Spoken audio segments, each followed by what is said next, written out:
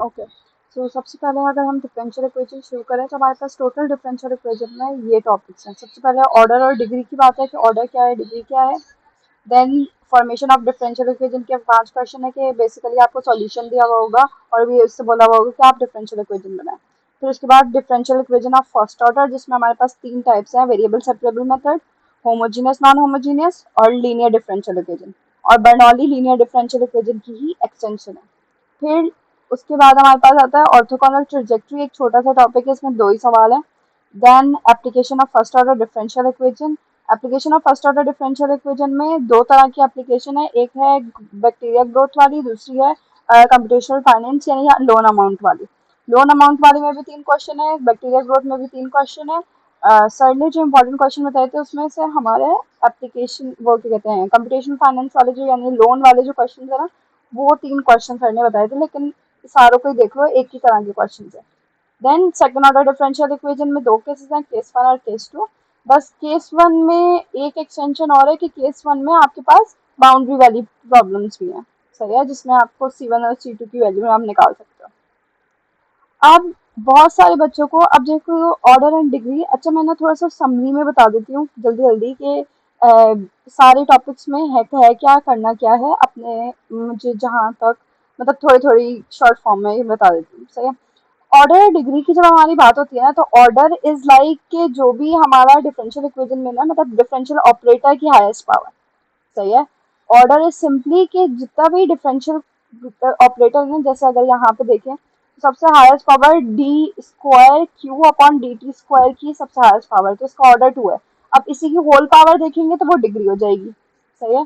Similarly यहाँ पे D square Y upon D x square order 2 है, तो ये क्यों, क्योंकि डिफरेंशियल ऑपरेटर की पावर 2 एंड देन इसी की पावर होल पावर क्या है 1, तो वो आपकी डिग्री हो गई। सिमिलरली यहाँ पे ऑर्डर 2 इसका है, सही है, और इसी की होल पावर है स्क्वायर, तो ऑर्डर भी 2 और डिग्री भी 2। फॉर्मेशन ऑफ डिफरेंशियल इक्वेशन के 5 ही क्वेश्चन है, करना क्या है, बस आपको जो कांस्टेंट है वो हटाने, सही है। यानी ए बी सी यहाँ पे जितने भी क्वेश्चन में, जैसे यहाँ पे ए और बी है, फिर आपके पास यहाँ पे ए बी, ये सारे आपको हटा के डबल, जब आप डबल डेरिवेटिव लोगे या मतलब बेसिकली इक्वेशन को डेरिवेट करोगे तो ये खुद ही हट जाएंगे। Again order and differential equation के आप क्वेश्चन को गो थ्रू करोगे, बहुत आसान क्वेश्चन है। तो ये हो गए हमारे 2 टॉपिक, पहला हमारा क्या कहते हैं डिफरेंशियल ऑपरेटर वाला, दूसरा हमारा ऑर्डिनरी डिफरेंशियल इक्वेशन वाला, फॉर्मेशन ऑफ डिफरेंशियल इक्वेशन। अब आ जाओ differential equation of first order. अब differential equation of first order में लोग बच्चों को प्रॉब्लम हो रही है, 2 तरह की प्रॉब्लम है।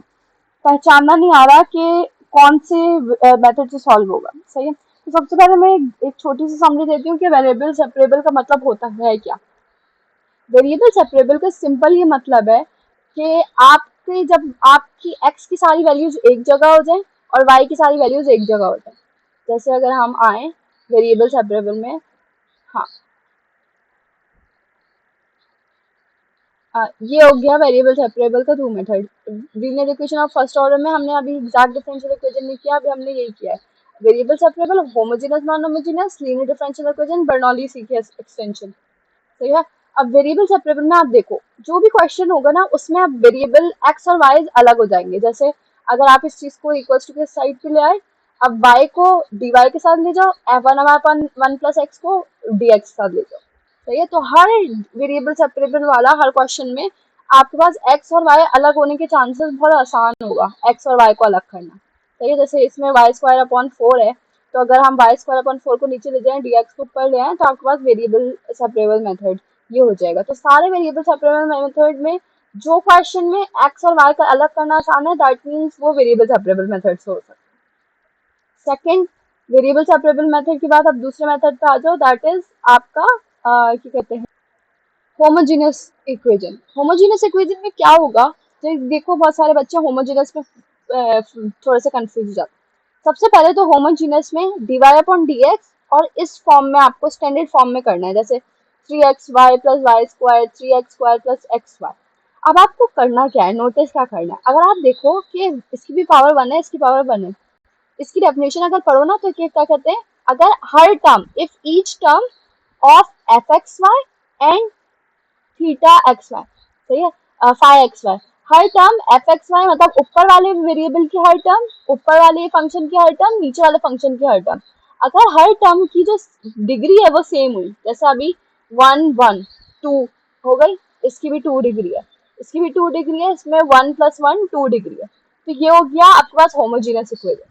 सही है, जिसमें आप y की जगह वी एक्स और D Y upon D X की जगह V plus X D V upon D X आप लोग डाल रहे होते।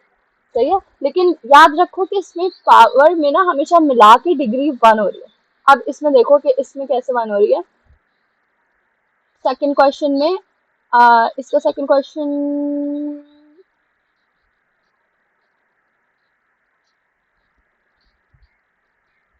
आई थिंक इसका यही क्वेश्चन है। आगे हम चलते हैं नॉन होमोजीनियस। अब देखो इसकी होमोजीनियस और नॉन होमोजीनियस में क्या फर्क है, ये देखो इसकी डिग्री यहाँ पे 1 है, यहाँ पे 1 है, हमारे हर टर्म में 1 होनी चाहिए थी, यहाँ पे x और y दोनों की डिग्री है 0, क्या होनी चाहिए थी, 1 होनी चाहिए थी। अगर यहाँ पे 1 हो जाती तो हमारे पास क्या हो जाता, होमोजीनियस, लेकिन क्योंकि यहाँ पे 0 है दोनों की, 1 1 0 1 1 0, क्योंकि यहाँ पे 0 है इसलिए ये नॉन होमोजीनियस है। नॉन होमोजेनियस का हर क्वेश्चन ऐसे होगा कि A X plus B Y plus C divide by A dash X plus B Y B dash X B dash Y plus C dash. सही है, तो नॉन होमोजेनियस पहचानोगे कैसे कि हर क्वेश्चन में ना जो डिग्री होगी 1 1 0 ऐसे। अब नॉन होमोजेनियस में दो तरह की सिचुएशन हो सकती है, या तो एक केस 1 जहाँ पे आपके पास a अपॉन ए डैश यानी b अपॉन डी डैश यानी ये दोनों x का कोफिशिएंट्स और y के कोफिशिएंट्स, जब आप उनका क्या कहते हैं x के कोफिशिएंट डिवाइड करोगे y के कोफिशिएंट डिवाइड करोगे, अगर वो दोनों इक्वल आ जाए तो केस 1 है। इक्वल आ जाए केस 1 है तो इसका मतलब है कि आपने t equals to A X plus B डालना है और D Y upon D X को भी t की फॉर्म में रिप्लेस करना है। सही है, यानी आपने A X plus B Y को भी रिप्लेस करना है और D Y upon D X को भी रिप्लेस करना है, दैट इज केस 1। और अगर आप केस 2 में आ जाओ तो केस 2 में क्या करना है, पहले आपको x की जगह x प्लस एच, वाई की जगह y प्लस एच, उसके बाद x और h और k की वैल्यू निकालनी है। h और k की जब आप वैल्यू निकाल लो, सही है, तो h और k की वैल्यू निकालनी है। h और k की वैल्यू निकालने के बाद आप क्या करोगे, आप जाओगे उसके y की जगह y की वैल्यू y की जगह वी एक्स और D Y upon D X की जगह v plus X D V upon D X. तो बेसिकली जब आप h और k की वैल्यू निकाल लोगे और वैल्यू डालोगे ना इक्वेशन में, तो आपके पास होमोजीनियस से नॉन होमोजीनियस से होमोजीनियस इक्वेशन बन जाएगी। एक दफा होमोजीनियस इक्वेशन बन गई फिर आपने नॉर्मली होमोजीनियस की तरह ही सॉल्व करना। सही है, अब कैसे मैं दिखाती हूँ कि नॉन होमोजीनियस से होमोजीनियस कैसे बन जाएगी। ये देखो, ये केस 2 था, इसमें बराबर नहीं आ रहे थे, बराबर नहीं आ रहे थे तो केस 2 था, केस 2 था तो x की जगह x प्लस एच, वाई की जगह y प्लस के, और आपने इस पूरी चीज को रख के h क्या कहते हैं सॉरी इस इन दोनों चीजों को इक्वल टू 0 रख के k और h की वैल्यू निकाल ली। जब आपने k और h की वैल्यू निकाल ली, अच्छा मैंने इसमें तो रेकमेंड करूंगी कि हाथ से मत निकालना, कैलकुलेटर से निकालना ताकि टाइम जल्दी लगे। अब आपने k और h की वैल्यू निकाल ली ना, तो यहाँ से h और k वाली चीज यानी कांस्टेंट वाली चीज 0 हो गई। जैसे ही कांस्टेंट वाली टर्म हटी तो आप देखो पावर 1 1 1 1, तो ये होमोजेनियस इक्वेशन बन गई। अब क्योंकि होमोजेनियस इक्वेशन बन गई तो नॉर्मली होमोजेनियस को जैसे सॉल्व करते हैं आप बिल्कुल वैसे ही सॉल्व करोगे कि y की जगह वी एक्स और D Y upon D X की जगह V plus X D V upon D X. जबकि केस 1 में क्या हो रहा था, क्योंकि केस 1 में हम लोग क्या a अपॉन ए डैश और b upon D A dash आपका इक्वल आ रहा था, इक्वल आ रहा था, तो आप t को x प्लस वाई यानी ए एक्स प्लस ए वाई, ऊपर वाली चीज ए एक्स प्लस बी वाई, इससे आप t को रिप्लेस करोगे, फिर डी टी अपॉन मतलब इसका डेरिवेटिव लेके आप D Y upon D X की भी वैल्यू निकालोगे in the form of D T upon D X. सही है, वैल्यू निकाल के आप दोनों चीजें ये दोनों चीजें आप कहाँ डालोगे, आप जो क्वेश्चन आपको गिवन है वहां उसमें सब्स्टिट्यूट करोगे। जब आप सब्स्टिट्यूट करोगे D Y upon D X क्या हो जाएगा, D T upon D X minus 1, और x प्लस वाई की जगह आ जाएगा t। सही है, और ये नॉर्मली आपकी इक्वेशन बन जाएगी, फिर आप वेरिएबल सेपरेबल मेथड से उसको जैसे सॉल्व करते हैं वैसे सॉल्व कर लोगे। सही है, सो बेसिकली अभी तक हमने दो मेथड पढ़े, हमारे पास लीनियर डिफरेंशियल इक्वेशन के टोटल 3 मेथड्स हैं। सही है, जिसमें से हमने 2 पढ़ लिए। पहले मेथड में क्या था कि आप आराम से आपके वेरिएबल्स x वाली सारी टर्म्स एक जगह हो रही थी, y वाली सारी टर्म्स एक जगह हो रही थी, और उसके साथ dx और dy अलग अलग हो रहे थे, तो ये था वेरिएबल सेपरेबल मेथड। होमोजीनियस और नॉन होमोजीनियस में क्या था कि होमोजीनियस में आपके पास डिवाइड की फॉर्म में फंक्शन था और ऊपर हर टर्म जो थी, हर टर्म की जो डिग्री थी वो सेम थी। अगर 1 1 1 2 2 2 3 3 3 एक्स और वाई की पावर को ऐड करके जो टर्म की डिग्री बन रही थी ना, वो हर टर्म की डिग्री सेम थी। जबकि नॉन होमोजेनस में हर टर्म की डिग्री सेम नहीं थी। और नॉन होमोजेनस में दो केस हैं, जब आपका ए अपॉन ए डैश बराबर आ जाए बी अपॉन डी डैश की, या फिर नहीं आए। बराबर आ जाएगा तो आप टी की सब्स्टिट्यूशन करोगे, नहीं आएगा तो पहले आप होमोजेनस से नॉन होमोजेनस से होमोजेनस बनाओगे, और फिर आप वी वाली सब्स्टिट्यूशन करोगे, तो हम वी वाली सब्स्टिट्यूशन करें। सही है। अब आ जाओ last method, that is linear differential equation.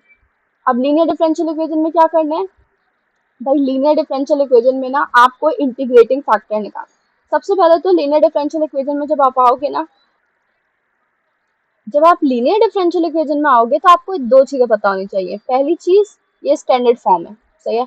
तो अगर आपका क्वेश्चन आसान है स्टैंडर्ड फॉर्म बनाना, यानी D Y upon D X, derivative के साथ कुछ यहाँ पे मौजूद ना हो, y के साथ कोई फंक्शन हो सकता है, यानी x की कुछ पावर हो सकती है, ln x हो सकता है, 1/x हो सकता है, कुछ भी y के साथ कुछ हो सकता है, और सिंपल y हो, और q यानी x के साथ इक्वल्स टू के साइड पे कुछ फंक्शन हो। सही है। तो ये पहचान है आपकी लीनियर डिफरेंशियल इक्वेशन की। अगर आपको ये स्टैंडर्ड फॉर्म बन गई तो आप गट फीलिंग आपको आनी चाहिए कि ये तो है ही लीनियर डिफरेंशियल इक्वेशन। कहीं भी ऐसी फॉर्म आपको दिख जाए, ऐसे मिलती जुलती फॉर्म दिख जाए, y पहले D Y upon D X, फिर y के साथ कोई चीज, और फिर इक्वल्स टू के साइड पे q के साथ कोई चीज, तो आपके पास linear differential equation. Linear differential equation में सिर्फ आपको क्या करना है, पहले स्टैंडर्ड फॉर्म बनानी है, फिर आप क्या करोगे, e की power P x D x, यानी ये जो p, जो ये वाली चीज थी ना y के साथ जो चीज थी, उसका डिफरेंशियल, उसका इंटीग्रेशन कर लोगे e की पावर में। फिर एक दफा आपने डिफरेंशियल कर दिया तो उस जो, उसको कहते हैं हम इंटीग्रेटिंग फैक्टर। सही है। तो आपने बेसिकली स्टैंडर्ड फॉर्म में, अगर नहीं हुई भी तो स्टैंडर्ड फॉर्म में करो।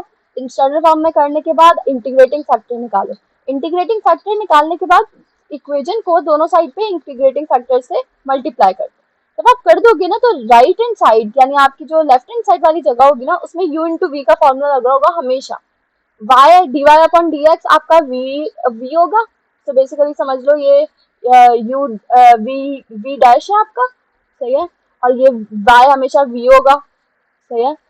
और ये चीज u, इसके साथ D Y upon D X जो भी चीज होगी ना वो u होगी। तो आप आंखें बंद करके D Y upon D X के साथ जो इंटीग्रेटिंग फैक्टर है वो आपका वो होगा, क्या कहते हैं, u, और जो y है वो आपका v होगा। तो y इंटू इंटीग्रेटिंग फैक्टर, अगर आपने सही सॉल्व किया है तो y इंटू इंटीग्रेटिंग फैक्टर ही आपका डी अपॉन डी एक्स ऐसे ही बंद हो रहा होगा कि y होगा और इंटीग्रेटिंग फैक्टर मल्टीप्लाई में हो रहा होगा। सही है। लेकिन इसकी शर्त है कि आपने सही सॉल्व किया हो, आपने इंटीग्रेटिंग फैक्टर सही चीज का निकाला हो, तो इसको एक दफा रिचेक जरूर करना। बाकी दूसरी वाली टर्म को दोनों साइड पे इंटीग्रेशन करो। इंटीग्रेशन करने के बाद आपका सॉल्व हो गया। सही है। तो लीनियर डिफरेंशियल इक्वेशन में सिर्फ तीन चीजें हैं कि आपने स्टैंडर्ड फॉर्म में किया, स्टैंडर्ड फॉर्म में करने के बाद इंटीग्रेटिंग फैक्टर निकाला, इंटीग्रेटिंग फैक्टर निकालने के बाद आप फाइनली यू इंटू वी के फॉर्मूले में बन करके दोनों साइड पे इंटीग्रेशन कर दिया। याद रखना, जब भी आप यहाँ पे इंटीग्रेशन लगाओगे तो डी अपॉन डी एक्स और इंटीग्रेशन कट जाएगी, तो आपके पास डायरेक्ट ये आ जाएगा। सही है। और जीरो की इंटीग्रेशन हमेशा सी होती है। तो तीन तरीके लीनियर डिफरेंशियल इक्वेशन को पहचानने का सबसे अच्छा तरीका स्टैंडर्ड फॉर्म। अगर आपको स्टैंडर्ड फॉर्म को पहचानना आता है तो आप लीनियर डिफरेंशियल इक्वेशन को आराम से पहचान लोगे। अब आपके पास लीनियर डिफरेंशियल इक्वेशन की ही एक्सटेंशन है बर्नौली। अब बर्नौली वो इक्वेशन है जो देखने में डायरेक्ट लीनियर डिफरेंशियल इक्वेशन नहीं होती। क्यों नहीं होती? इस क्यू के साथ ये जो वाई एन है ना, इसकी वजह से। वरना बाकी पूरी देखो, डी वाई अपन डी एक्स अकेला है, पी वाई वैसे का वैसे ही है, और क्यू भी वैसा का वैसे ही है। अब p और q नॉर्मली या तो नंबर होते हैं या फिर x का कोई फंक्शन होता है। सही है। लेकिन y नहीं होता q में ना, y नहीं होता।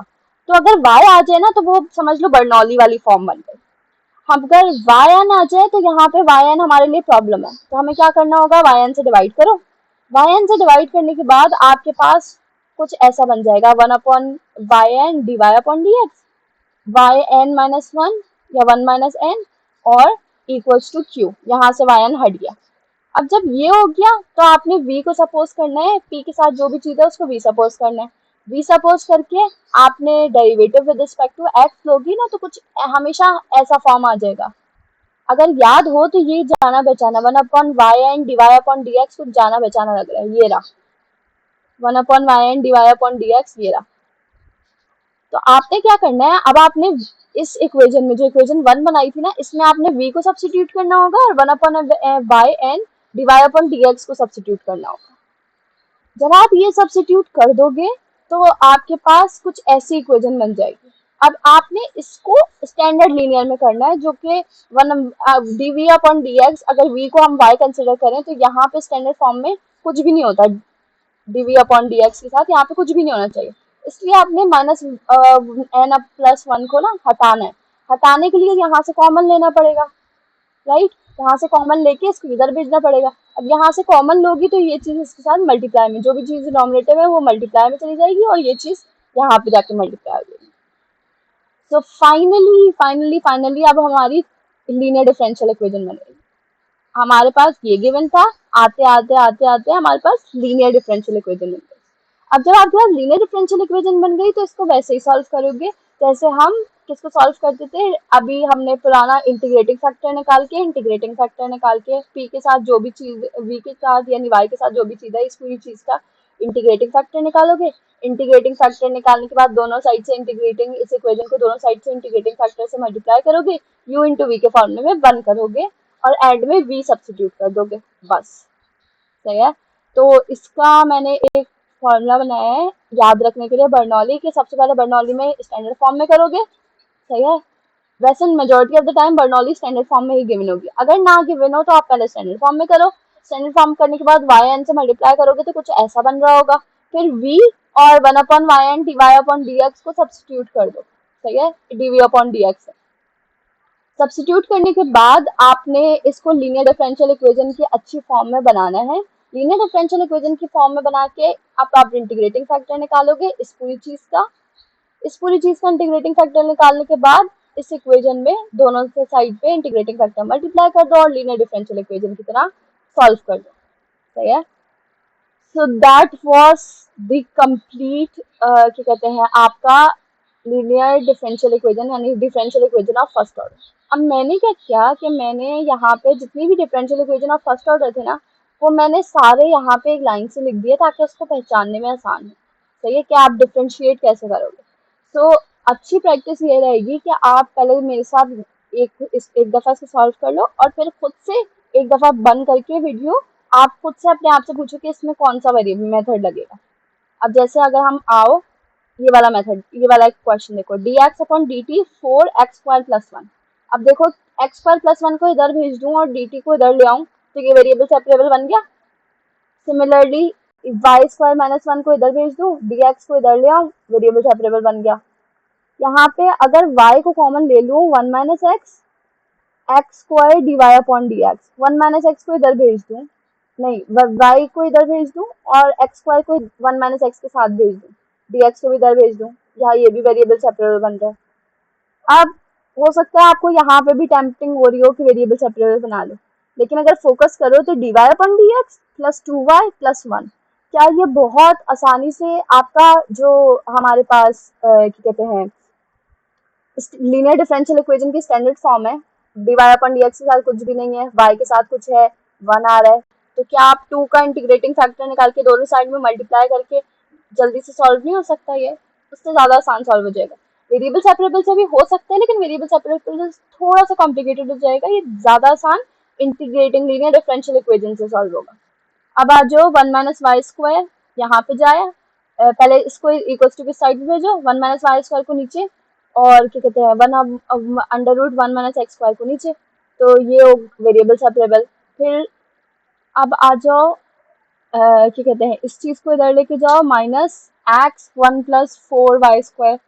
अब जितनी भी x वाली चीजें हैं वो उस तरफ ले आओ, 1 + x² को इस तरफ ले आओ, 1/1 + 4y² नीचे ले आओ, तो आपके पास variable separable dy upon dx sin 5x,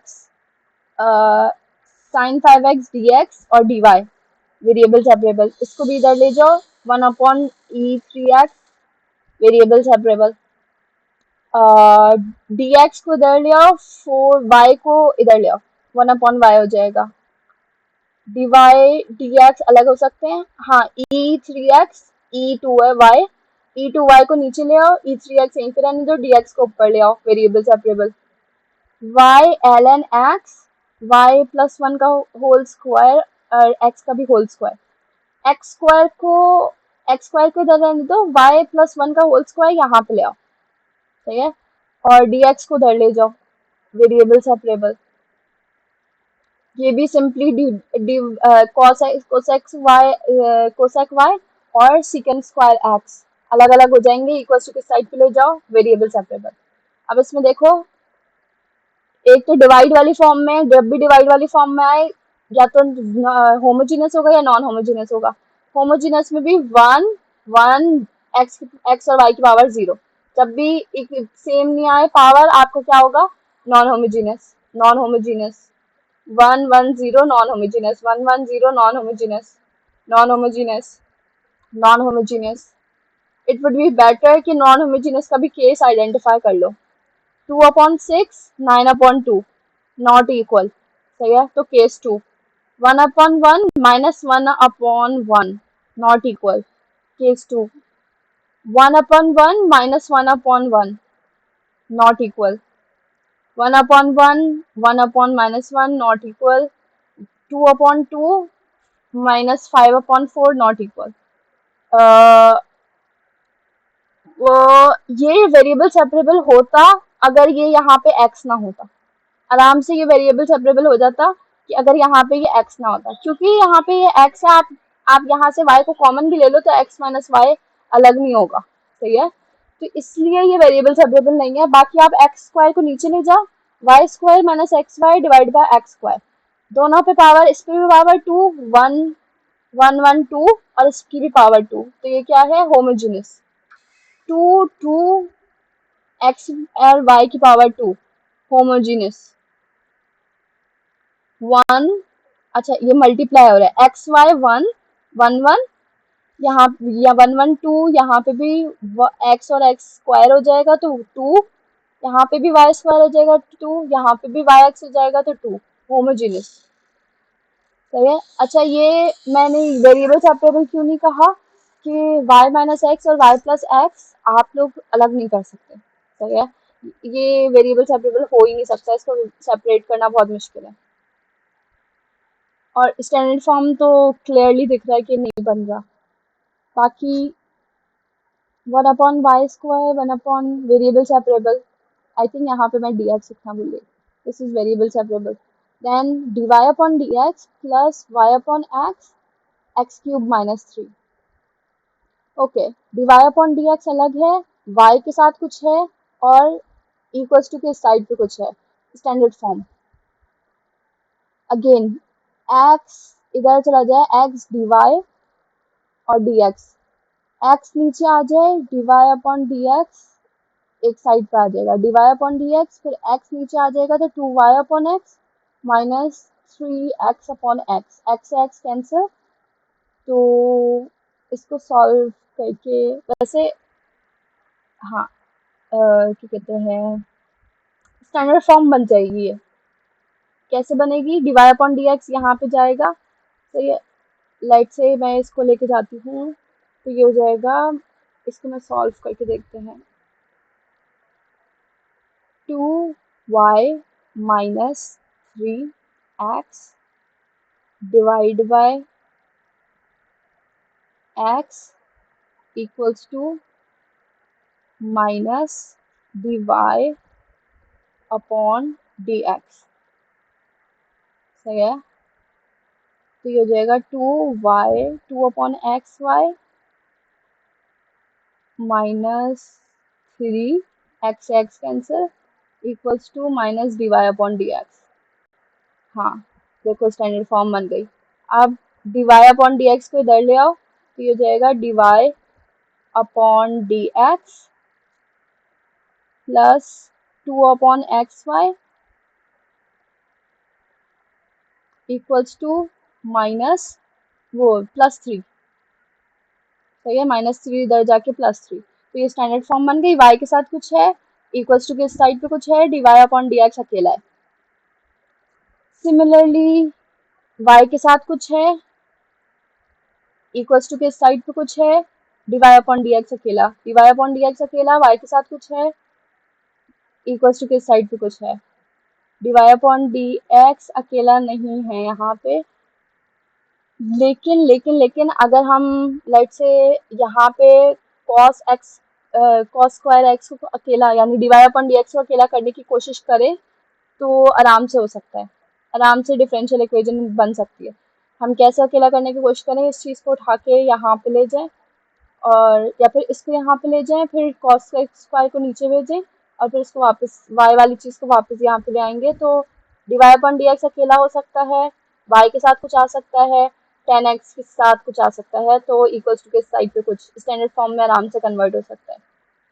1 2 2 2 2 एक तो डिवाइड में है, दूसरा पावर सेम है, यहाँ पे भी डिग्री 2 यहाँ पे भी डिग्री 2 2 2 होमोजेनस। इक्वल्स टू के साइड पे जाएगा, माइनस के साथ ये चीज आ जाएगी, फिर dy अपॉन dx बना के इसको नीचे भेज के इसकी भी पावर 2 2 है, इसकी भी पावर 2 2 है, आपके पास homogeneous 1 1 0 1 1 0 non homogeneous 1 1 0 1 1 0 non homogeneous. तो आई थिंक इसमें बर्नौली के क्वेश्चंस नहीं है, लेकिन अगर आप 2-3 दफा इसके गो थ्रू करो तो आपको समझ में आ जाएगा। In the end variable separable को अलग करना बहुत आसान होगा, dy अपॉन dx y के टर्म्स को अलग करना, x के टर्म्स को अलग करना बहुत आसान होगा। होमोजेनस और नॉन होमोजेनस डिवाइड की फॉर्म में आ रहा होगा, x और y को अलग करना आसान नहीं होगा, सही है, dy अपॉन dx अलग हो रहा होगा, x और y को अलग करना आसान नहीं होगा। फिर या तो पावर्स इक्वल है, मतलब डिग्री या तो इक्वल आ रही होंगी, 1 1 1 1 1 1 हर टर्म की डिग्री इक्वल होगी या फिर नहीं होगी। सेकेंड स्टैंडर्ड फॉर्म कैसे बन रही होगी, dy अपॉन dx अकेला होगा, फिर y के साथ कुछ चीज होगी और इक्वल्स टू के साइड पे कुछ चीज होगी। तो तीन ही तरीके हैं, क्या कहते हैं, हमारे पास linear differential equation of first order में तीन ही चीजें हो सकती हैं।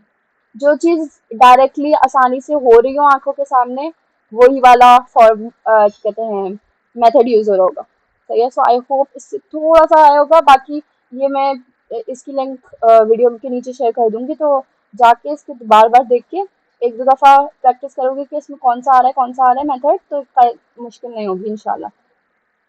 देन हमारे पास फिर आ जाती है एप्लीकेशन। एप्लीकेशन में टोटल ऑर्थोगोनल, आई थिंक, हाँ ऑर्थोगोनल, अगर हम, हाँ हमारे पास differential equation of first order complete हो गई बर्नौली के साथ। ऑर्थोगोनल ट्रेजेक्टरी, ऑर्थोगोनल ट्रेजेक्टरी भी यार बहुत छोटा सा आसान सा टॉपिक है। इसमें बेसिकली आपके पास y के फॉर्म में कोई फंक्शन दिया हुआ होगा, सही है, y के फॉर्म में फंक्शन के बाद आपका dy अपॉन dx आप निकालोगे, dy अपॉन dx के बाद ना आपके पास कुछ c या x कोई भी एक वेरिएबल होगा, तो वो उस वेरिएबल का आपने बेसिकली वेरिएबल की वैल्यू निकालनी है, y को जो फंक्शन दिया हुआ है उसी की फॉर्म में वेरिएबल की वैल्यू निकालनी है, वेरिएबल की वैल्यू निकाल के इस इक्वेशन में डाल दी है।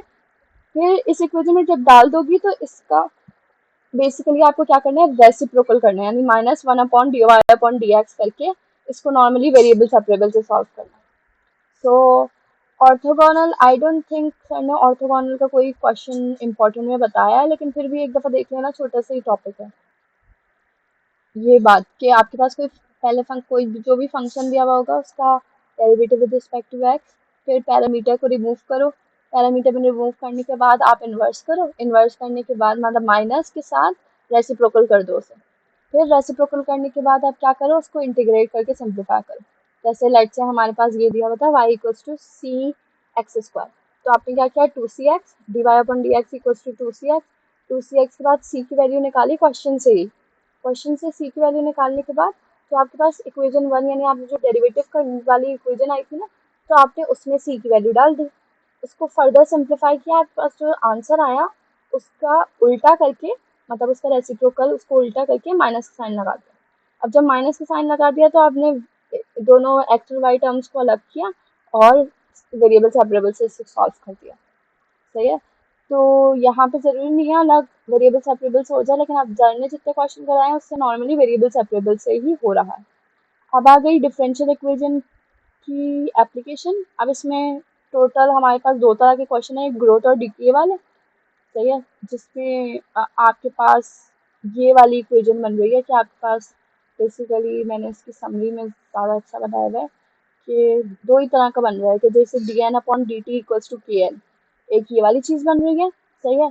अगर आप ग्रोथ ऑन डिके में आते हैं जो कि इंटीग्रेशन करके मतलब थोड़ी सी मैनिपुलेशन और इंटीग्रेशन करके final equation n equals to c e की पावर kt बन रही होती है। फिर आपको कंडीशन दी हुई होती हैं और कंडीशन मतलब आपको थोड़ी सी वेरिएबल्स वगैरह क्वेश्चन में दिए हुए होते हैं जिससे आपको मैनिपुलेट करके किसी एक वेरिएबल की या तो टी निकालना होता है, टाइम निकालना होता है, या फिर सी निकालना होता है, या फिर एन निकालना होता है, नंबर ऑफ बैक्टीरियाज या नंबर ऑफ कितनी अमाउंट ऑफ बैक्टीरियाज बचे हैं।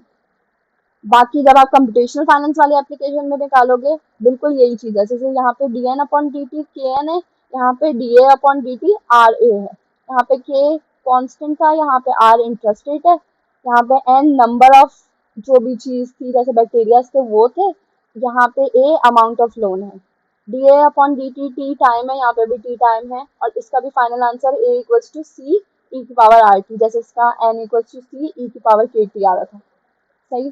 फिर इसमें नॉर्मली जो भी क्वेश्चंस कराए हैं उसमें हमेशा इनिशियल वैल्यू गिवन होती है, तो इनिशियल वैल्यू यानी टी इक्वल्स टू जीरो पे जो आपकी अमाउंट आ रही होती है ना, दैट इज सी बेसिकली आपकी, सही है। और उसके बाद जो क्वेश्चन में पूछा हुआ होता है वही हम लोग मैनिपुलेशन इस इक्वेशन को यूज करते हुए निकाल रहे होते हैं। इसमें थोड़ा सा पहला क्वेश्चन डिफरेंट है, बाकी सेकंड और थर्ड क्वेश्चन में भी इसमें भी यही कर रहे हैं। So that was application of linear differential first order differential equation। इसको देख लेना, ये इतना मुश्किल नहीं है, 6 ही क्वेश्चन है, इससे आई थिंक एक दो क्वेश्चन जरूर आएगा। Then second order differential equation, obviously differential operator का दो बेसिकली केसेस करवाए हैं सर ने, वैसे टोटल 3 केसेस है लेकिन 2 केसेस करवाए हैं। अब ऑर्डिनरी डिफरेंशियल कहते हैं सेकंड ऑर्डर डिफरेंशियल इक्वेशन का अगर हम आ जाएं तो basically second order differential equation में ना, डिफरेंशियल इक्वेशन के जब हम आंसर निकाल रहे होते हैं ना तो कंप्लीट सॉल्यूशन ऐसे होता है कि आपको एक कॉम्प्लीमेंट्री फंक्शन निकालना होता है, दूसरा आपको पर्टिकुलर इंटीग्रल निकालना होता है, और फिर जब इन तीनों को दोनों को प्लस करके आपका पूरा सॉल्यूशन निकल रहा होता है, सही है। तो कॉम्प्लीमेंट्री फंक्शन निकालने का क्या तरीका है कि आपको कोई भी जो इक्वेशन दी हुई होगी, अच्छा डिफरेंशियल इक्वेशन को पहचानोगे कैसे, d square Y upon D x square होगा, सही है। जहाँ पे भी पावर टू अभी तक हमने जो भी क्वेश्चन सॉल्व किया ना उसमें D Y upon D X solve किया, जैसे ही D square Y upon D x square आ जाए तो obviously second order differential equation है, सेकंड ऑर्डर डिफरेंशियल इक्वेशन है। तो आपने क्या करना है, आपने उसके कॉम्प्लीमेंट्री फंक्शन निकालना है और पर्टिकुलर इंटीग्रल निकालना है।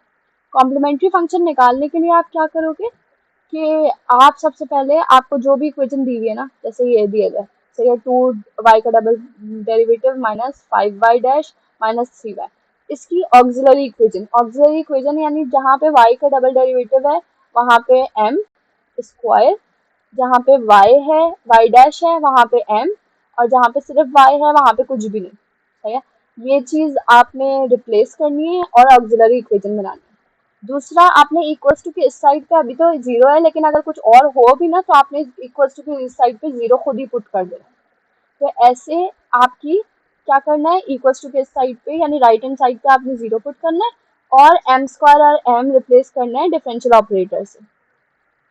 उसके बाद आपके पास क्या बन जाएगी, आपके पास एक नॉर्मल क्वाड्रेटिक इक्वेशन बन जाएगी, सही है। ये डबल एक क्वाड्रेटिक इक्वेशन नहीं बन सकती है, क्यूबिक इक्वेशन नहीं बन सकती है। आपने बेसिकली यहाँ से सिंपली कैलकुलेटर से एम की वैल्यूज निकालोगे। एम की वैल्यूज निकालने के बाद 3 तरीके हो सकते हैं, या तो हो सकता है एम की वैल्यूज आए अलग अलग, मतलब 2 3 2 माइनस 1 2 माइनस 3, जो भी एम की वैल्यूज आए वो आप C1 ए की पावर पहली एम की वैल्यू, C2 ए की पावर दूसरी एम की वैल्यू, अगर 3 एम की वैल्यूज आ रही हैं तो C3 बी की पावर तीसरी एम की वैल्यू, और तीनों अलग अलग है यानी रियल है और डिफरेंट है तो आप इस पैटर्न में लिखोगे। हो सकता है कि आपकी वैल्यू पावर स्क्वायर हो लेकिन कैलकुलेटर में एक ही वैल्यू आ रही हो, मतलब दोनों वैल्यूज सेम है, सही है, एम की दो वैल्यूज दोनों सेम है, सेम वैल्यूज आ रही हो तो मतलब है आपको ऐसे लिखना है कि C1 प्लस C2x और e की पावर mx, जो भी m की एक वैल्यू आ रही होगी वो यहाँ पे लिख दोगे। ये भी हो सकता है कि आपके पास कॉम्प्लेक्स आ जाए, कॉम्प्लेक्स का मतलब होता है ऐसे कि कोई नंबर होगा जैसे 2 प्लस माइनस जो भी यहाँ पे कुछ हो सकता है जैसे √3 और आयोटा, यानी आयोटा के साथ कुछ हो सकता है जिसको हम नॉर्मली बी बोल रहे होते हैं, और यहाँ पे रियल पार्ट कुछ हो सकता है। तो जो भी रियल पार्ट होगा ना जिसको हम ए बोलते हैं वो यहाँ पे ई की पावर में ए एक्स लिखना है, यानी अल्फा जो हम बोल रहे हैं वो रियल पार्ट को बोल रहे हैं। बाकी C1 साइन और कॉस के साथ आपने जो इमेजिनरी यानी आयोटा के साथ वाला पार्ट है ना वो लिखना है, और उसका साइन इग्नोर करना है। सही है, तो टोटल आपको यही काम करना है कॉम्प्लीमेंट्री फंक्शन निकालने के लिए। सिंपली अगर आपको ये चीज़ आ गई तो एटलीस्ट आपका डबल डिफरेंशियल इक्वेशन में एक पार्ट तो हो गया। अब पर्टिकुलर इंटीग्रल के भी दो केस हैं। पर्टिकुलर इंटीग्रल के क्या है कि अगर आप पर्टिकुलर इंटीग्रल पे आते हो ना, तो वैसे तो तीन केस हैं लेकिन सर ने दो पढ़ाए। कैसे बनाए हैं कि भाई, अच्छा, पर्टिकुलर इंटीग्रल से पहले बाउंड्री वैल्यू प्रॉब्लम, क्या आपको अभी तक आप जो काम करते आ रहे थे वही काम है, बस C1 और C2 की वैल्यू भी निकालनी है। हो सकता है वो आपको x और y की वैल्यू दे दे, एक्स और वाई की वैल्यू देख के आपकी इक्वेशन बना के आप वैल्यूज C1 और C2 की वैल्यूज निकाल लो, दैट, और फिर फाइनल इक्वेशन में डाल दो, that is boundary value problem. कि आप M1 और M2 की वैल्यू निकाल के आप ये इक्वेशन निकालते थे ना नॉर्मली, क्या कहते हैं, कॉम्प्लीमेंट्री फंक्शन में। इसी में बस आपको एक थोड़ा सा स्टेप और करने हैं। इसी इक्वेशन में आप x और y की वैल्यू जब डालोगे तो आपसे C1 और C2 की वैल्यूज आ जाएंगी।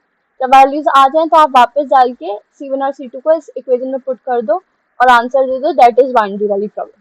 तो समझ लो कॉम्प्लीमेंट्री फंक्शन की थोड़ी सी एक्सटेंशन है बाउंड्री वैल्यू प्रॉब्लम। लास्ट चीज जो हमारे पास आती है that is particular integral. Particular integral में ना आपका जो दो केसेस हमने पढ़े हैं वो है, ये है कि इक्वल्स टू के इस साइड पे वो हो या तो e की पावर में कुछ हो या फिर साइन ए एक्स हो। जैसे अगर मैं एक क्वेश्चन दिखाऊं, अभी तक हम कॉम्प्लीमेंट्री फंक्शन में इक्वल्स टू के इस साइड पे जीरो था, राइट।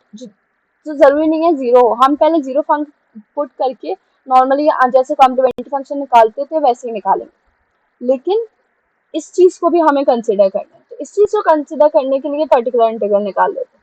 क्या होता है कि e की पावर 3x है ना, सही है, जो भी इक्वल्स टू के साइड पे या तो e की पावर में आएगा कल या फिर साइन और कॉस में आएगा, साइन और कॉस आ सकता है। तो अगर e की पावर आए तो आपने क्या करना है, बेसिकली ऑक्सिलरी इक्वेशन को ही लिखना है नीचे, लेकिन d की फॉर्म में, डिफरेंशियल ऑपरेटर d के साथ ऑक्सिलरी इक्वेशन को लिखना है, m की जगह d लिखना है। सही है, नीचे डिवाइड में लिखोगे इक्वल्स टू के साइड पे जो भी चीज है divide by auxiliary equation D के फॉर्म में डिफरेंशियल ऑपरेटर्स के साथ, और फिर डी की जगह आप क्या डाल दोगे, ए, यानी थ्री ई की पावर में जो एक्स के साथ जो चीज है ना उसको हम ए बोलते हैं, तो आप डी की जगह ए डाल दोगे। सही है, ये आपने डाला, आपका पर्टिकुलर इंटीग्रल का आंसर आ गया, और आपने दोनों कॉम्प्लीमेंट्री फंक्शन और पर्टिकुलर इंटीग्रल को मिला के। अब एक कंडीशन ऐसी आती है कि जब आप ए की वैल्यू यहाँ पे लेट से डाल रहे हो ना, तो हो सकता है यहाँ पे जीरो आ जाए।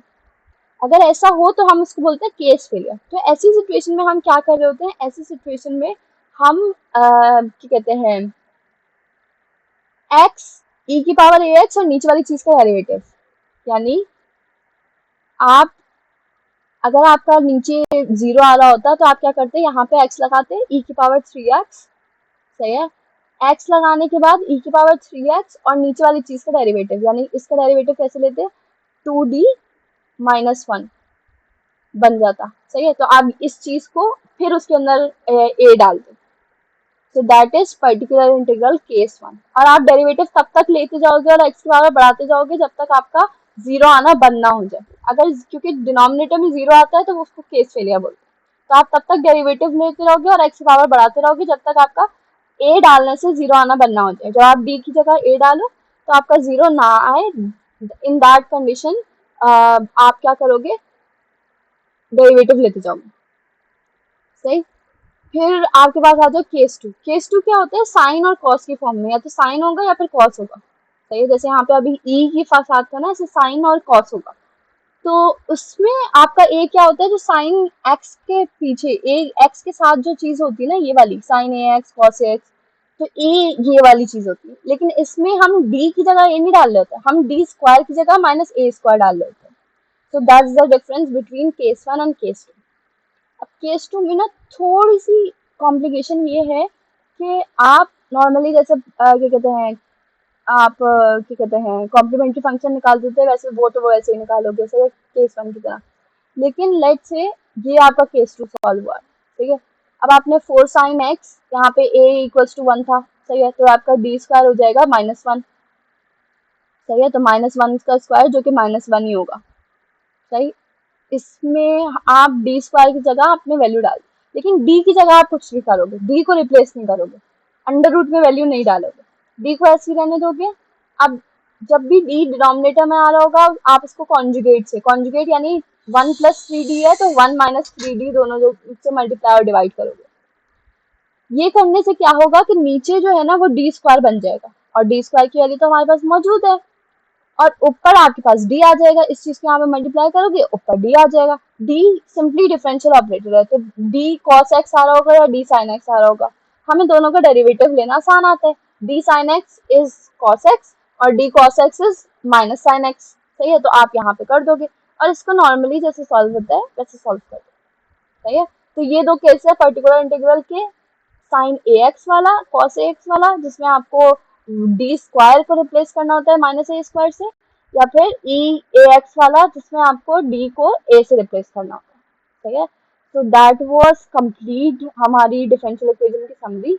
बाकी मैं आपसे ये सारी पीडीएफ्स, ये इंपॉर्टेंट क्वेश्चन, इंटीग्रेशन और क्या कहते हैं सारे डेरिवेटिव और इंटीग्रेशन के जो फॉर्मूलाज मुझे इंपॉर्टेंट लगे वो मैंने यहाँ पे लिख दिए हैं।